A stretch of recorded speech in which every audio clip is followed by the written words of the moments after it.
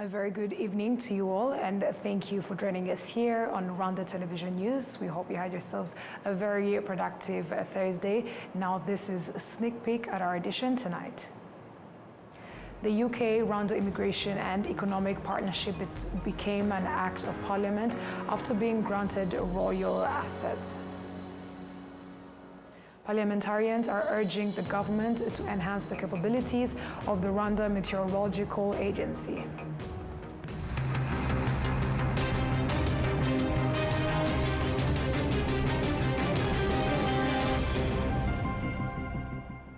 We're very glad to have your company tonight, coming to you straight from the heart of Africa, Kigali. My name is Martina Avera. Now, on Thursday, the UK-Rwanda Immigration and Economic Partnership deal became law after weeks of UK parliamentary deadlock, paving the way for deportation flights to get off the ground. The Safety of Rwanda Asylum and Immigration Bill became an Act of Parliament after being granted royal assent, the Lord Speaker told the House of Lords on Thursday. On Tuesday, April 23rd, the United Kingdom's Upper House of Parliament approved a government bill to send asylum seekers to Rwanda, a development that is key for the implementation of the UK-Rwanda migration deal, which is expected to get operational in the matter of weeks.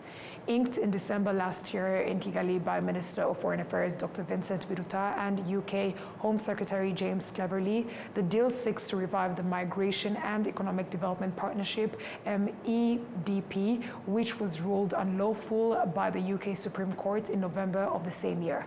The plan seeks to transfer to Rwanda individuals who arrive illegally in the UK by means of small boats. While in Rwanda, such people will have the opportunity to claim asylum. For some time, the House of Lords have hesitated from approving the agreement as it demanded that more safeguards be added to it. Parliamentarians are urging the government to enhance the capabilities of the Rwanda Meteorological Agency to address gaps in weather forecasting. Top of the forum, the request was made as the plenary session of the Chamber of Deputies received the report on the decision on how the Rwanda Meteorological Agency can fulfill its mandate. Sam Kalisa with more.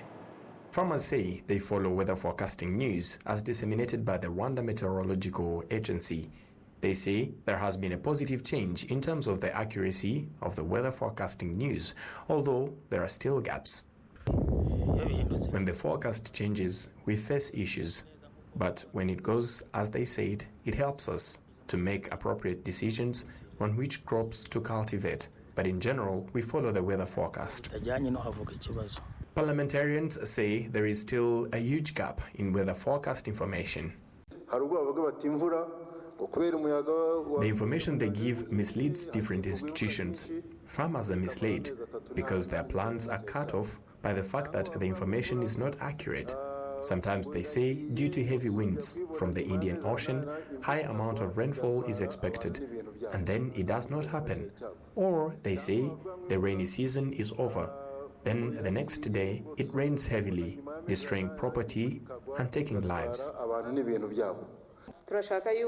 We are requesting the implementation of those measures so that the information can be more accurate. Sometimes they say it is going to rain in Gasabo. The area is very big and you cannot know where they are talking about specifically. The information should be accurate, at least within 3 kilometers proximity. MPs have decided to request the Ministry of Environment to reveal the strategies in place to solve the problems in the operations of the Rwanda Meteorological Agency in order to give it operational capacity to help provide accurate weather forecast information of at least up to 6 months to be used in national planning. Moving on to health matters, Dr. Daniel Ngamije, Director of the Global Malaria Program, stressed the urgent need to enhance efforts in combating malaria. He pointed out that malaria is a curable illness and that countries can realistically achieve their goals of eradicating it. He made the remarks on Thursday during World Malaria Day, coinciding with Rwanda's hosting of the 8th Multilateral Initiative on Malaria. Olive Nete has a report. During World Malaria Day, activities aim to both acknowledge progress made in combating malaria and recognize the ongoing challenges. Despite achievements, there is a shared commitment to intensify efforts to ensure malaria-free lives for all. Health institutions highlighted the increasing danger of malaria, particularly to children in sub-Saharan Africa. Shockingly, a child dies from malaria every minute worldwide, with those under the age of 5 being most vulnerable. Health practitioners stress the importance of coordinated efforts to prevent further loss of lives, especially among children. Malaria has been a scourge in Africa for so many years. It is a major public health problem across many African countries. And now we are at a stage where we are no longer seeing progress in the reduction of malaria. So we need to do things differently. Now we have new types of tools. We also know that over the years, vector control has been the major tool, the major interventions that have brought down malaria cases. So we need new innovations in vector control that can target some of the threats, such as insecticide resistance. We also have threats of Anopheles stephensi, so we need new tools that can target Anopheles stephensi. So I know that with enough investments in vector control, we can have substantial reductions in malaria. But apart from vector control, there are other groundbreaking interventions that are out, like we have a new vaccine, we have chemo prevention, we have seasonal malaria chemo prevention, we also have perennial malaria chemo prevention, and we also have tools around gene drives where we can actually achieve substantial reductions in vector populations. So, but apart from all these tools, we also need strong political will and strong engagement from malaria endemic communities to make sure that people are using the tools appropriately, to make sure that they're accepted, and that way we can overall as a community drive malaria towards elimination. I know that it's possible in our time. We just need a lot more commitment and the right investment, the right tools being deployed in the right places. Rwanda has shared successful strategies in the fight against malaria, resulting in a remarkable 90% reduction in malaria cases. Through the collaboration of community health workers, the number of malaria cases in Rwanda dropped from 8,000 in 2016 to just 1,300 in 2023. This achievement underscores Rwanda's commitment to combating malaria effectively. The theme for this year's World Malaria Day in Rwanda emphasizes individual responsibility, highlighting that eradicating malaria begins with each person's actions. According to the World Health Organization, globally in 2022, there were an estimated 249 million malaria cases and more than 600,000 malaria deaths. 94% of malaria cases and 95% of malaria deaths are in the African region. In 2022, 4 out of 5 people were children under the age of 5. Children under 5 years of age accounted for about 78% of all malaria deaths in the region. Children under the age of 5 are especially vulnerable to malaria due to their developing immune systems. Severe malaria symptoms in children can even result into coma as the disease affects the brain. Without prompt intervention, the consequences can be dire, potentially resulting in loss of life. Early detection and treatment are critical to preventing such outcomes.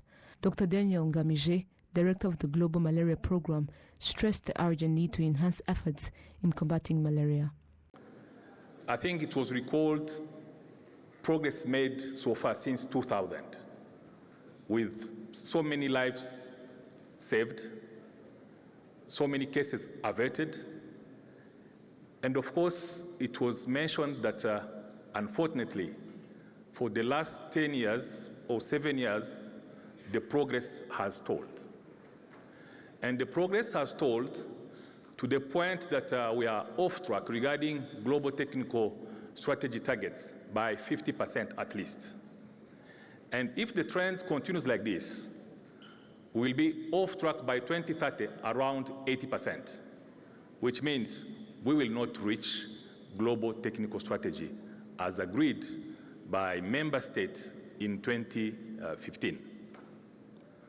So we need to accelerate our fight against malaria because the disease remains preventable, the disease remains curable, and unfortunately, it kills. There are some best practices which were shared, the one in Rwanda, but also in other countries, which means, but we have also opportunities. Among those opportunities is new vector control tools. These new tools, and we have a list of more than 20 countries who submitted, who expressed the intention to have vaccine, and their dossier have been reviewed and approved by Gavi. It's a matter of plan to get vaccine and introduce. The permanent secretary in the Ministry of Health emphasized the importance of global cooperation in the fight against malaria. He stressed that it is imperative to join prevention efforts and ensure timely treatment for those at risk of malaria. He also noted that every individual vulnerable to the disease should receive care and treatment without delay. Olive Nete, RTV News. Thank you, Oli, for that report. Personnel in the horticulture sector say that Rwandans continue to be interested in the use of flowers in their daily lives, hence urging for the introduction of new types and sizes of flowers locally and across the country, not only in Kigali. Prince Manzi with more. Nadine Dushime is a florist in Kigali city. She states that the mentality of Rwandans towards the use of flowers continue to change. Someone can please you and you give them flowers. You find them sad, you send them flowers. Flowers are not only for special days, but mainly to spread joy daily.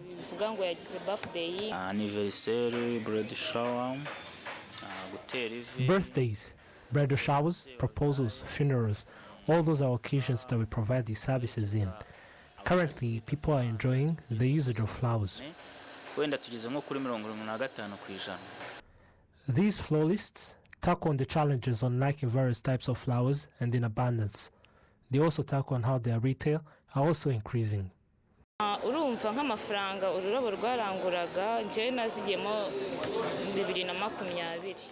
I joined this sector in 2020. The retail price has doubled. What Rwandans know is what we have, but there are some flowers that are not easily available and some that are expensive. The administration of Bella Flowers, a company that has invested in the production and export of fresh-cut roses since 2016, demonstrates that it has started to increase the amount of flowers sold domestically, as more than 80% of the flowers used to be exported. Distribution point yacu tuyivana no mu kigo Rwamagana tuyitwara Kigali. We changed our distribution point from Rwamagana to Gikondo in Kigali city, and so far the amount of income and the flowers sold, it all boosted. We are also aiming at other provinces. If the citizens continue to understand the use of flowers progressively, we will train people to serve the market. The fact that this company is able to process flower seeds in Rwanda is also one of the hopes that it will increase the production of flowers and the prices will decrease compared to what was there when the seeds were used to be exported. Parliamentarians urged relevant institutions to solve the problem of cemeteries that are too expensive, damaging the environment and the land repurposing. Sam Kalisa with more. As the Committee on Social Affairs reported their analysis on the problems in the management of cemeteries, MPs raised the need for long-term solution to address the problems that still exist in the burial processes. When a person has died and is buried, they are gone completely. It is not like the body will be exhumed one day. We have technology that can enable us to bury in a different way. I am requesting that we take the first step in encouraging Rwandans to use cremation. Last time we went to a burial in Rusororo. I asked why a certain part was not being used, and they said it was reserved for a certain class of people. To me, the place would have rather been used for maize cultivation.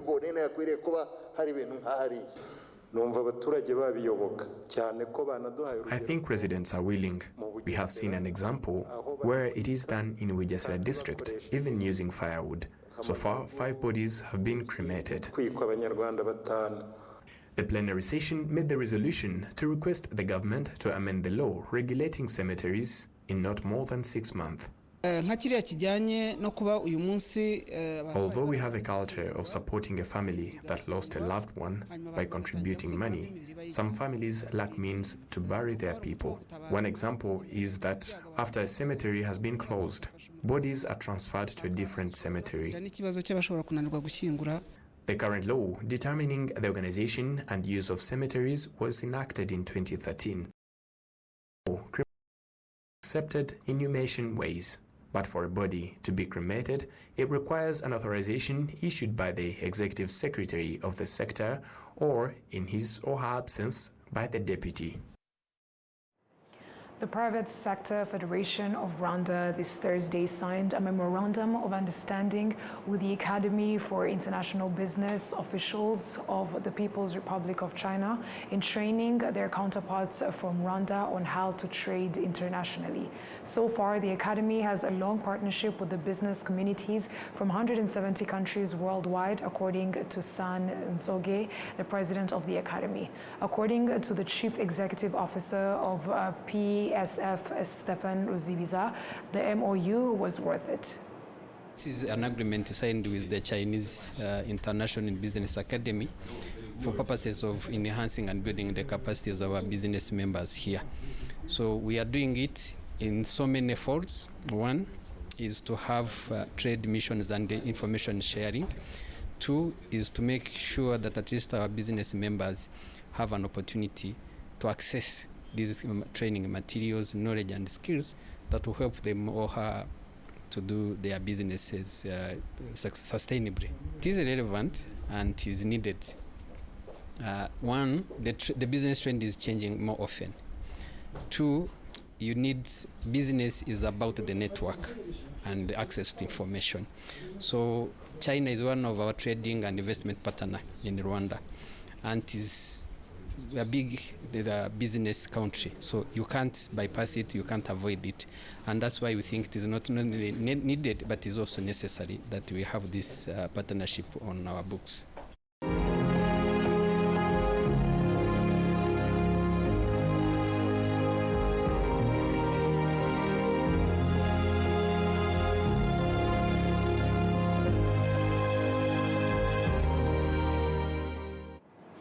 On Thursday, over 400 employees of 8 companies under the Rwanda Mountain Tea gather at the Kigali Genocide Memorial to commemorate the 30th anniversary of the genocide against the Tutsi.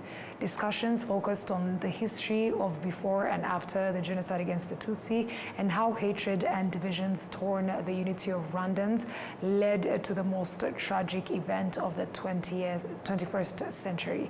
Some of these employees say from the discussions they draw new measures and commitment to fight genocidal ideologies as well as denial.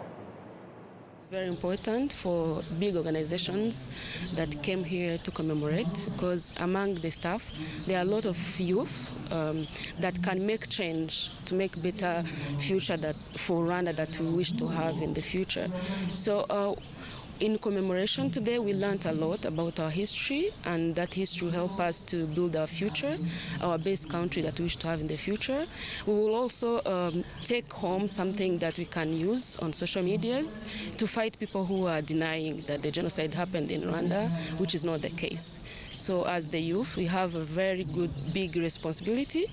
We have to work hard so we can spread the news and spread the story the way it is. It's an occasion to join other Rwandans for commemoration, because all Rwandans have been affected by the genocide perpetrated against the Tutsi. So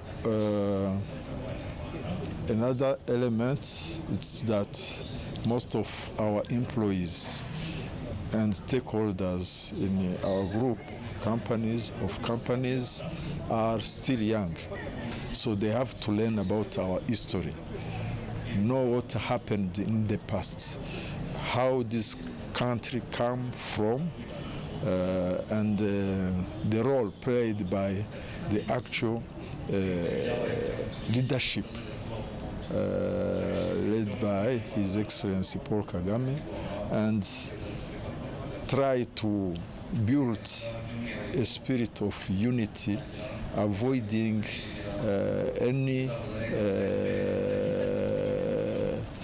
tribalism, regionalism, and things can divide Rwandans.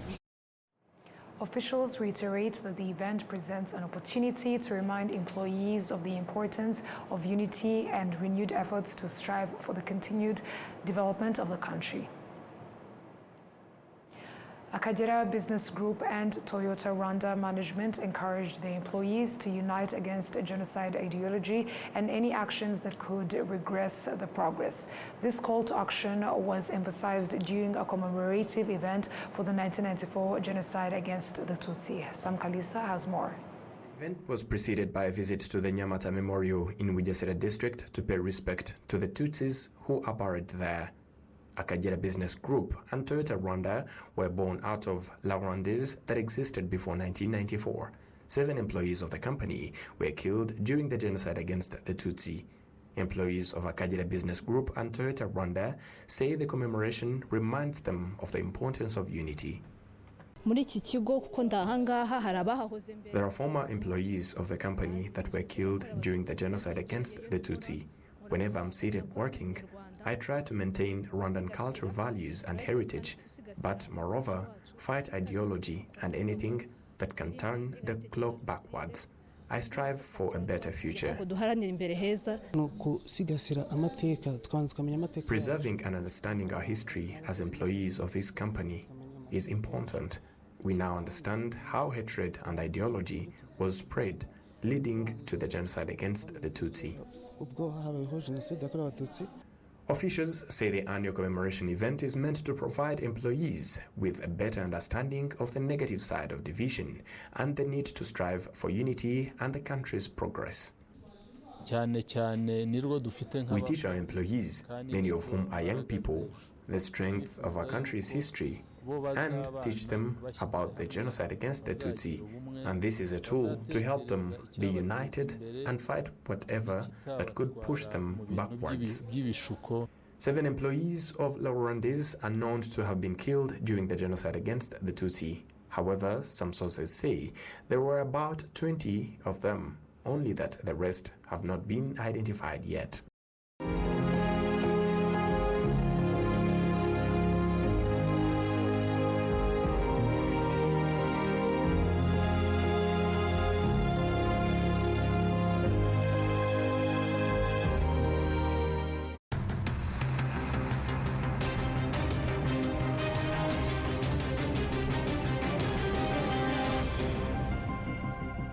That marks the end of our bulletin, and on behalf of the news production team as well as the technical team, we'd like to thank you very much for sticking with us on RTV News. My name is Martina Abera. Stay safe and have a great night.